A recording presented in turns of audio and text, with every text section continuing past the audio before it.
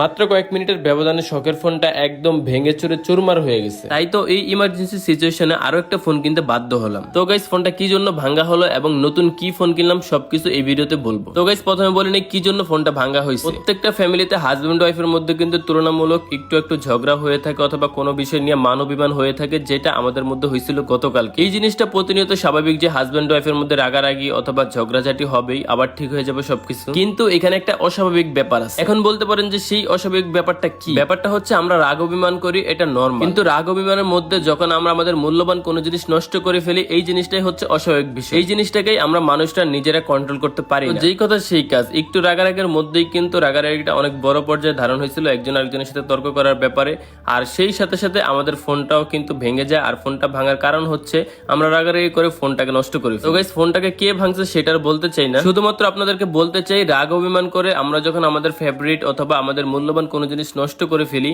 তখন এইটা নিয়ে কিন্তু আমাদের আফসোসটা হয় তারপরে। তো এই জিনিসটা আমরা পরবর্তীতে হারে টের পাই। যেমনটা বর্তমানে আমি পাচ্ছি, এই যে শখের ফোনটা, এই ফোনটা ভেঙে ফেলা হয়েছে আর এইটা নষ্ট হওয়ার পরে আমার এখন আবার নতুন একটা ফোন কিনতে যাইতে হইতেছে। মানে না চাইতেও কিন্তু এখন ফোনটা কিনতে হচ্ছে, টাকা পয়সা থাকুক আর না থাকুক। গাইস কি ফোন কিনলাম সেটা আপনাদেরকে বলতেছি। তো আজকে আমরা চলে আসলাম বসুন্ধরাতে, আর এখানে এসে অনেকগুলো ফোন খোঁজাখুঁজি করলাম। যেহেতু আমার একটা অ্যান্ড্রয়েড ফোন রাফ ইউজ করার জন্য লাগে, তাই আমি একটা ভালো অ্যান্ড্রয়েড ফোন কিনে নিলাম। আর এই ফোনটা কেনার সাথে সাথে আমরা কিছু জিনিস গিফট পাইছি, সেটা আপনাদেরকে দেখাবো। তো গাইস জীবনে রাগ অভিমান করা ভালো, কিন্তু রাগ অভিমান করে নিজের মূল্যবান জিনিসগুলো নষ্ট করা একদমই ভালো না। কথাটা আমি আবারও বললাম, কারণ আমাদের মধ্যে অনেকেই আছেন যারা অনেক রাগী হন এবং হাতের সামনে যা পাই আমরা তাই কিন্তু নষ্ট করতে চাই। তো গাইস এবার আপনাদেরকে দেখাচ্ছি ফোনের সাথে সাথে আমরা কি গিফট পাইছি এবং ফোনটা কোন ফোন নিছি। আমরা অনেকগুলো অ্যান্ড্রয়েড ফোন খোঁজাখুঁজি করে Xiaomi কোম্পানি থেকে একটা ফোন নিছি, কারণ এই ফোনগুলো অনেক বেশি ভালো হয়ে থাকে এবং সুপার স্পিড হয়ে থাকে। তো এটা হচ্ছে বক্স, আপনাদেরকে তো আর আনবক্সিং করে দেখানোর কিছু নেই, কারণ আনবক্সিংটা আমি শপে করে ফেলছি। তো গাইস বক্সটা খুলতেই দেখি বক্সটা একদম ফাঁকা। তারপর মনে পড়লো বক্সের সবকিছু আমি ইউজ করে ফেলছি। এখন আমার হাতে যে জিনিসটা,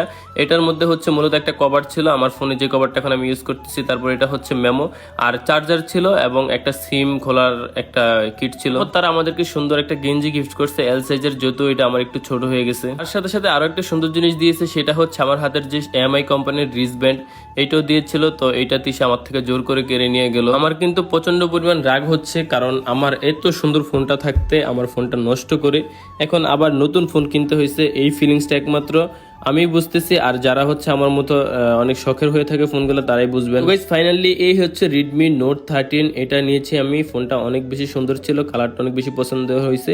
আর এটা হচ্ছে কভার দিয়েছে ব্ল্যাক সিলিকনের। পাশে বসে থাকা আমার বউটার দিকে একবার তাকিয়ে দেখেন, সে অনেক বেশি জেলাস হচ্ছে। আর এটা হচ্ছে ইন ডিসপ্লে ফিঙ্গারপ্রিন্ট। আমি এই ফোনটা প্রথম ইউজ করতেছি ইন ডিসপ্লে ফিঙ্গারপ্রিন্টের, আমার অনেক বেশি ভালো লাগতেছে। আর তিশা তো প্রচুর পরিমাণ জেলাস হচ্ছে।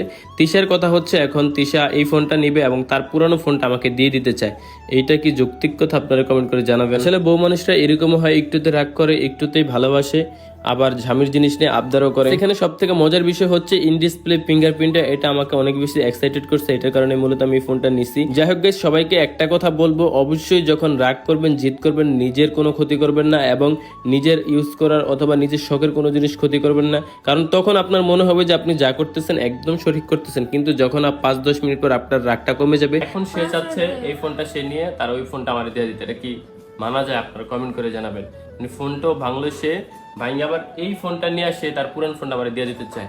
মানে আমি কত ভালো হাজব্যান্ড, ওর ভাবা উচিত। যে দেখা হচ্ছে অন্য ভিডিওতে। সবাই ভালো থাকবেন, সুস্থ থাকবেন। আজকের ভিডিও পর্যন্তই। আল্লাহ।